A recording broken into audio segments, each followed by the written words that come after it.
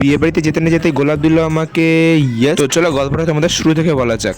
चलिए शुरू करते हैं। আগের দিন তোমরা দেখেছিলে যে আমি গিয়েছিলাম বিনা নিমন্ত্রণে বিয়ে বাড়িতে, আর আজ আমি রেডি হয়ে গেছি রিসেপশনের জন্য। বলো কি, তুমি সত্যি বলছো?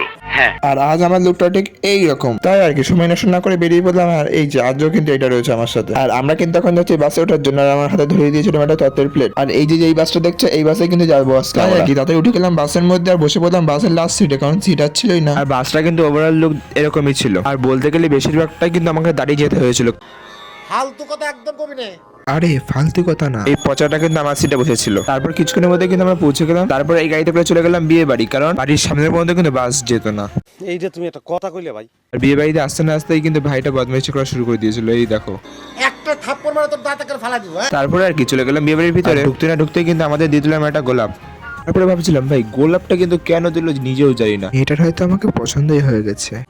আজকে পেলাম দু হাত ভরে যা ছিল স্বপ্ন আমার।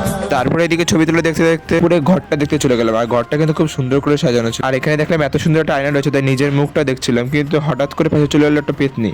বেটা বেয়াদবি কিন্তু বেশি হয়ে যেতেছে। পরে এদিকে বোনদের ছবি তুলে দেখতে দেখতে আমি ভাবছিলাম যে শুধুমাত্র মেয়েরাই কিন্তু এইভাবে ছবি তুলতে পারে। পরে আর কি আমি দুটো ছবি তুলে নিলাম। বিয়ে বাড়িতে আসলে কিন্তু আমি শুধু এই জিনিসটা দেখে একটু বেশি উত্তেজিত হয়ে যাই। মানে ফুচকার গাড়ি কন্ট্রোল। অনেক তো হলো ঘোরাঘুরি, এবার একটু খাওয়ার দিক যাওয়া যাক। তাই আমি আর ভাই চলে এলাম ফুচকা খাওয়ার জন্য। আর নিয়ে নিলাম ফুচকা। আর শুধু ফুচকা খেলে তো হবে না, পকোড়াও নিতে হবে, তাই নিয়ে নিলাম এক বাটি পকোড়া। আর বিয়ে বাড়িতে এসে গণেশ ঠাকুর দেখে বলছিলাম সামনেই তো সরস্বতী পুজো, কিছুটা জুটিয়ে দেবে, কিন্তু এই দায়িত্বটা কিন্তু তোমার। ঠিক আছে ঠিক আছে। তারপর দেখলাম বিয়ে বাড়ির প্রধান অতিথি এসে গেছে, কিন্তু এইদিকে আমার ফুচকার পকোড়া খেয়েও পেট ভরেনি, তাই নিয়ে নিলাম এরকম একটা শুকনো ফুচকা। আর শুকনো ফুচকা খাওয়ার মজাই কিন্তু আলাদা। তারপরে কে নতুন বয়সে তুলে নিলাম একটা সেলফি। আর চলে এলাম বাইরে। বাইরে দেখছি এরকম নাচ চলছে। আর আমারও কিন্তু নাচতে ইচ্ছা করছিল, কিন্তু এটা যদি পারা হতো তাহলে একটু নাচা যেত। ভালোবাসা কেন এত অসহায়। হঠাৎ করে কাকার দিক নজর গেল, এই কাকার কি দাঁড়িয়ে উকুন হয় না? ভালো হয়ে যা। তারপরে ভাবলাম অনেক তো, এবার একটু খেয়ে আসা যায়। কথা মতো বসে পড়লাম খেতে।